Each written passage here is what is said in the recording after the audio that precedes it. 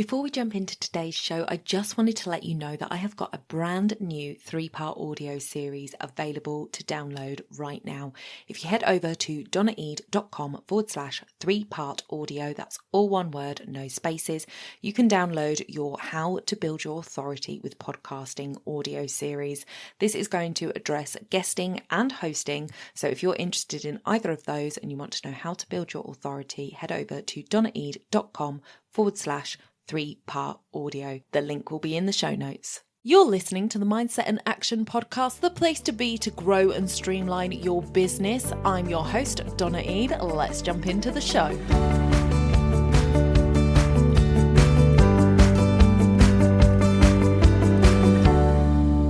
Welcome back to the podcast, everybody, for another mini Mindset Monday. I'm here with Viv. Welcome to the podcast, Viv. Hello, hello, hello. I always like to. We always have a little bit singy bit there, don't we? It's funny you should say that. A few months ago, my wife took the beginnings. I used to do something called a Monday Mindset Reset years ago, and she took all the beginnings of every single one, and it said, hello, hello, good morning, good morning, good morning, hello, hello. And I was singing, and literally she took just that first bit and created a whole little video that she put out. I thought it was hilarious. And literally very predictable, sadly. Sounds like a song. I love it. They've got there's a meme or something on Instagram somewhere in the depths of the internet where there's a cat meowing and the person has made it into a song. Meow, meow, meow, meow. All of these cats meowed and you've made a song out of it. It's bloody brilliant. But yes, hilarious. Okay, well, we've sung, we're here, and today we are here. Well, look, there you go. I'm not blinking. I'm setting myself up for this one. So today we're going to be talking about lack of focus, which I've just gone off on a lovely little tangent there. There it is, right there. Brilliant. Oh dear. Okay. So Viv, obviously we know that there are many different ways of being a human in this world. And in the last probably since my lifetime, things like autism, ADHD, all of these different type of neurodiverse things have kind of really come into the forefront. And a lot of those things get blamed, I think, for people having lack of focus or not being productive in their day, etc., etc. And I think oftentimes it's actually, we've just got to learn to work with what we have and how we work best, and we have to learn. So being able to get diagnosed with something is really kind of going, okay, now I can understand that's how my brain functions, so this is how I can perform better. But neurodiversity aside or included, lack of focus is something I think most people can say that they really sort of struggle with focus and don't really know, can't put their finger on what it is that is really keeping them stuck. So over to you. Let's talk about lack of focus. Really do choose all my favourite subjects. It's almost like you know me, Donna. Very nice indeed. Now, interestingly enough, sort of ADHD, we're talking about that. Of course, I know a lot about that. That lack of focus that is created by lack of dopamine. It's created by a lack of excitement or interest. Basically, we're just bored. And if we're bored, we don't concentrate. So there's two different types of lack of focus, and that's one of them. It's boring, I'm not interested, I'm not engaged with the subject or the thing I'm doing. And the other lack of focus comes down to three things that you hear me talk about literally to my deathbed. And on this occasion, I'm going to call it bored, scared, or skill. So if we lack focus, so let's, as I say, taking ADHD aside, because actually there's the hyper focus, which I have like on a massive level. I can literally not eat for 24 hours and be so hyper focused, I've forgotten to even go for a wee. Honestly, it's really, it's quite powerful.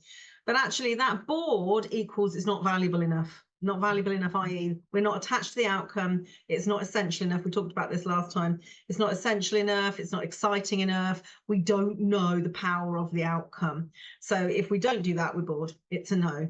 Like, I always use blogging as my example for this. Before I understood the power of blogging and started getting clients from it, I just would sit there looking at the computer going, I don't know what the hell I'm going to say.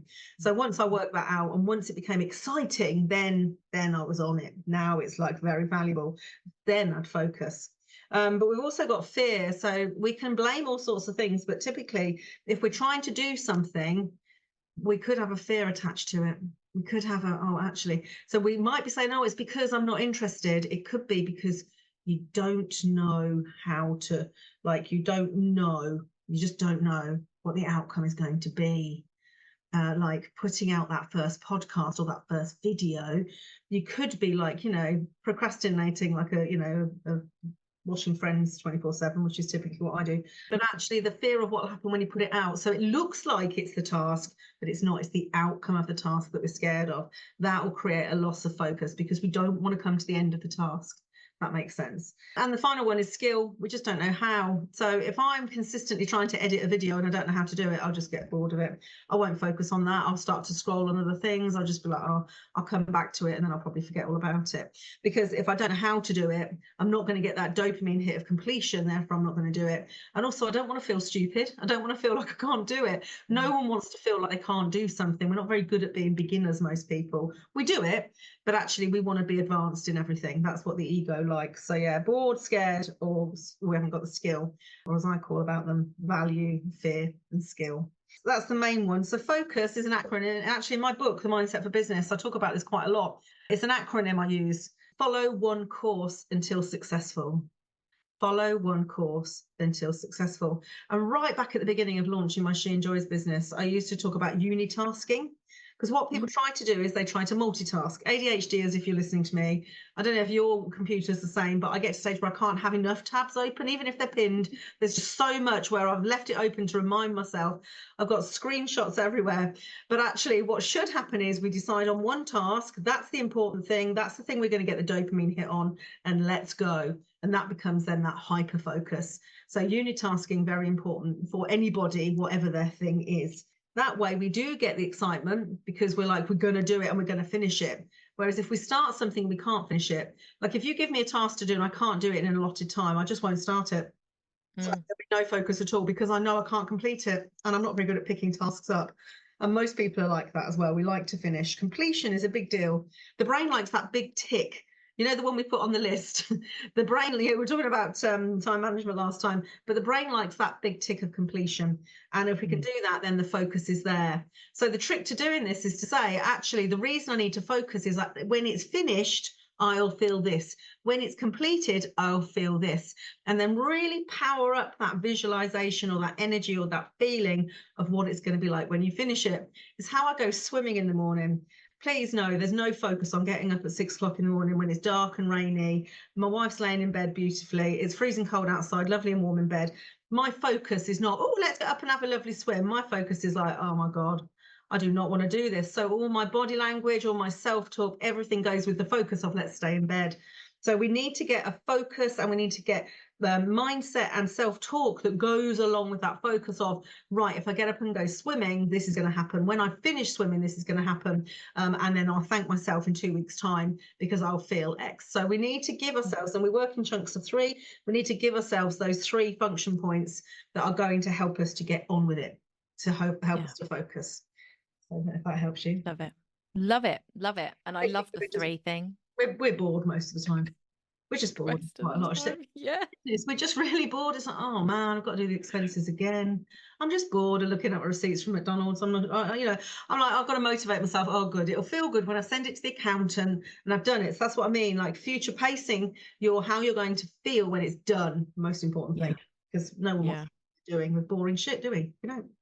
No, that's very true. And I am very much guilty of the distraction one. I can't work out how to do this, so I'll go to YouTube and find out, oh, there's my new one of my channels has just released a new video. Let me just watch that, and that's it. I'm distracted easy.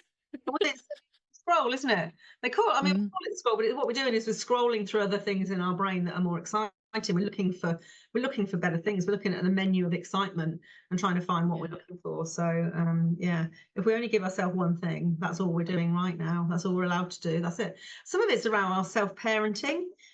I'm sure I've talked on these about adult-child stuff. This is transaction analysis, psychodynamic counselling. But some of it is that we just didn't learn to be parented. Like my parents never made me do anything. Like it was like, oh, I could have these toys out, I could do this, I could do that. You could do what you like, basically. I was an only child. I literally just got away with murder. So no one said to me, finish that before you start that. And if I had that said, I would probably be quite different, but I was allowed to Mm. just free flow and do what the hell I like. So how we parent ourselves, we'll either have someone who's just JFDI, isn't it? The JFDI is like that quite critical parent, or the, oh, it's all right, you don't need to do it. So why don't you go and have a biscuit, have a cup of tea, not think about it. Let's go and do something that's more exciting or more fun. Or why don't you go for a walk the dog? It's relaxing and lovely. That's the more nurturing parent. And actually, those negative states of both, the bossy one or the letting you off the hook one, which are the negative parenting states, never going to serve any child version of you. Because that's essentially No. when we haven't got any focus, is our inner child is going, yeah, we're bored, mummy, we want to go something exciting. You know, the kid never wanted to go and do, you know, something boring with you, never wanted to come to work. So yeah, to find your positive parenting styles, that encouragement, that leadership, that passion, is very, very important. I run a lot of trainings on it, as you know. Yeah. Yeah. And what you said about the dopamine, I think that was like really hit home for me because if you've been listening to the podcast, you will know that was it not last Monday, the Monday before, I did an episode on my own on the Monday because me and Viv weren't able to make our diaries match up enough to be consistent with it. So I got the opportunity to actually share a little bit about my results from the testing that I've had done, where it actually shows that my dopamine levels are like rock bottom, and my serotonin and my melatonin. And, you know, that's all to do with the systems in the body and how they work, and the fact that I'm not getting the right nutrients into my body to allow those pathways to work properly. So, yes. I've got a friend, actually, I just had this conversation with somebody else, that thinks mindset stuff is woo-woo, which I think is hilarious. Oh, it's, you know, hobbledy-gobbledy, you know, gobbledygook stuff. No, this is neuroscience. This is how the brain works. This is chemical. This is a chemical imbalance of what's going on, and that'll be caused by stuff that's gone on in your life. And yes, it could be about external references, i.e. what you're putting into your body, but also about what you're putting in emotionally, your environment. You know, if you put you in the Bahamas, Donna, I'm pretty sure your dopamine and melatonin levels will go through the roof. But here in rainy England, Northamptonshire, not so much. So you come to Coffee, Cake and Coaching, not only is there the high vibe and the energy and the connection and that real kind of collaboration, there's a shitload of cake. So consequently, all of your levels go high. So you get high, and then you probably feel a bit low the next day because you've probably gone too high.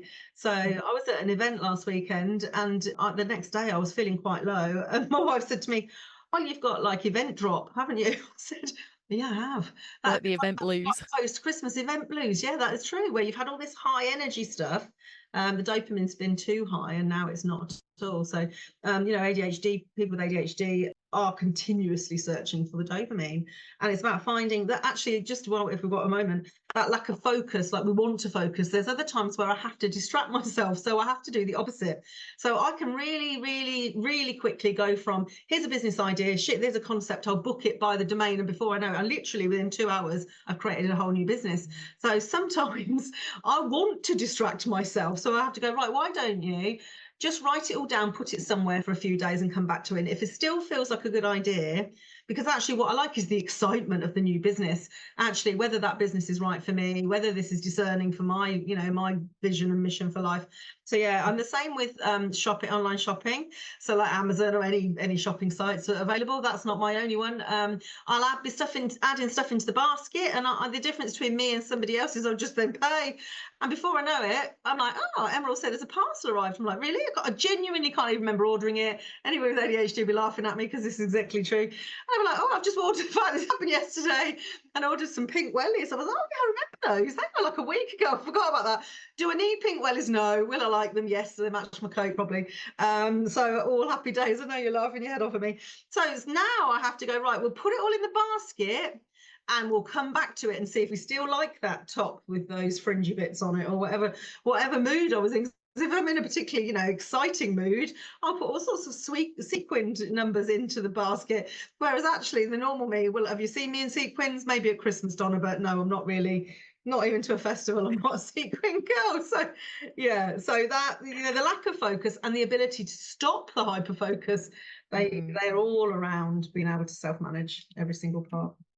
Brilliant. Well, thank you for that insight your shopping basket. I know, if you can see it now.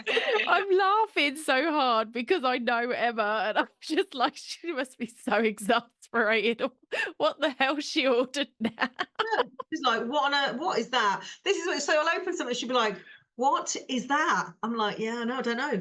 I'm like, I have to still don't know. I look at the packaging, I can try and reflect back into my memory, and as I start to open it, I'm like, I still don't know. I'm like, oh, Still I'm going to an awards ceremony. I'm a mentor of the year. This will come out before then.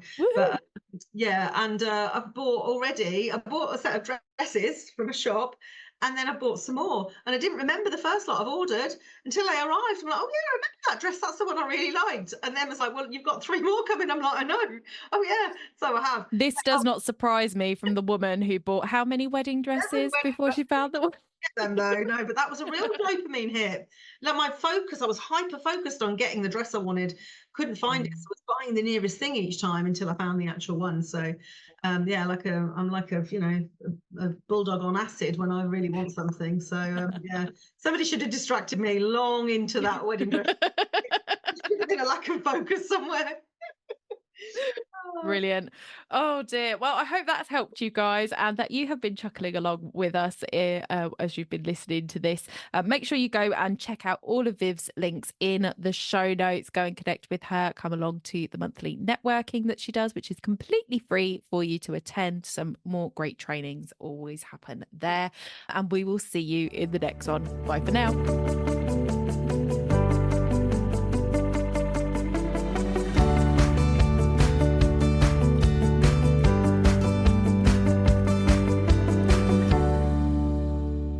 Don't forget to hit those stars and leave a review of the podcast where you listen if you found value in what you heard today. It's a free way you can help the podcast reach more people just like you.